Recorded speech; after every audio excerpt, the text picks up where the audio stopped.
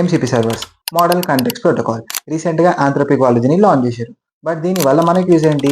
Simple. మనందరికీ LLMs idea ఉన్నాయి కదా, లార్జ్ లాంగ్వేజ్ మోడల్స్ అంటాం. For example open AI provide చేసే GPT-4. సో ఈ ఎల్ఎల్ఎమ్స్తో మనం ఎప్పుడైనా సరే ఇంటరాక్ట్ అయినప్పుడు అవి మనకి ఎలా రెస్పాండ్ అవుతాయి? అవతల వైపు కూడా ఒక హ్యూమన్ ఉన్నట్టు ఒక న్యాచురల్ లాంగ్వేజ్లో మనకి రెస్పాన్స్ అనేవి ఇస్తాయి. అందుకే వీటిని మనం ఎన్ఎల్పీస్ అంటాం, న్యాచురల్ లాంగ్వేజ్ ప్రాసెసర్స్. ఓకేనా? సో ఈ ఎల్ఎల్ఎమ్స్ దగ్గర ఒక ప్రాబ్లం ఉంది. ఏంటది? మనం ఏదైనా ఒక ఎల్ఎల్ఎంకి ప్రజెంట్ టైం ఎంత అని అడిగామనుకోండి, దాని దగ్గర ఆన్సర్ ఉండదు. ఎందుకు అంటే ఈ ఎల్ఎల్ఎమ్స్ అనేటివి ఆల్రెడీ ట్రైన్ చేసిన డేటా మీద వర్క్ అవుతాయి.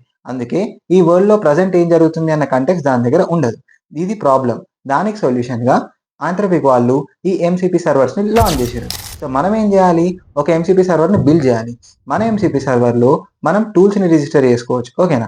మన ఎంసీపీ సర్వర్లో మనం టూల్స్ని రిజిస్టర్ చేసుకోవచ్చు. ఆ టూల్స్ ఏం చేస్తాయి? ప్రజెంట్ ఈ వరల్డ్లో టైం ఎంత అనే ఇన్ఫర్మేషన్ని తీసుకొచ్చి ఇస్తాయి. ఓకేనా? సో మనం ఒక ఎంసీపీ సర్వర్ని బిల్డ్ చేసి అందులో మనకు నచ్చిన టూల్స్ని రిజిస్టర్ చేసుకొని ఆ ఎంసీపీ సర్వర్ని మనం ఒక ఎల్ఎల్ఎంతో కనెక్ట్ చేయాలి. అప్పుడు ఏమవుతుంది? మనం ఒక ఏఐ ఏజెంట్ని బిల్డ్ చేసినట్టు అవుతుంది. ఓకేనా? సో ఇప్పుడు మన ఎల్ఎల్ఎం మన ఎంసీపీ సర్వర్లో రిజిస్టర్ అయిన టూల్స్ని వాడుకొని ఎవరైనా యూజర్ ప్రజెంట్ టైం ఎంత అని అడిగాడు అనుకోండి, ఎంసీపీ సర్వర్లో రిజిస్టర్ చేసిన టూల్స్ని వాడుకొని ప్రజెంట్ టైం ఎంత అనేది అక్యురేట్గా చెప్పగలుగుతుంది. సో ఇలా ఈ ఎంసీపీ సర్వర్ అనే కాన్సెప్ట్ని వాడుకొని మనం ఎక్స్టర్నల్ ఇన్ఫర్మేషన్, అంటే ఈ వరల్డ్లో ప్రజెంట్ ఏం జరుగుతుంది అనే ఎక్స్టర్నల్ కంటెక్స్ని మనం ఒక ఎల్ఎల్ఎంకి ప్రొవైడ్ చేయగలుగుతున్నాం. ఓకేనా? ఇంట్రెస్టింగ్ ఉంది కదా? సో ఈ ఎంసీపీ సర్వర్ని మనం జావాలో ఎలా ఇంప్లిమెంట్ చేయాలి అని తెలుసుకోవాలి అంటే కింద టైటిల్ దగ్గర ట్యాగ్ చేసిన వీడియో చూడాల్సిందే. వెళ్ళండి, చూడండి. ఇలాంటి ఇన్ఫర్మేటివ్ కంటెంట్ కోసం మన ఛానల్ సబ్స్క్రైబ్ కొట్టేయండి అండ్ ఈ షార్ట్కి లైక్ కొట్టేయండి.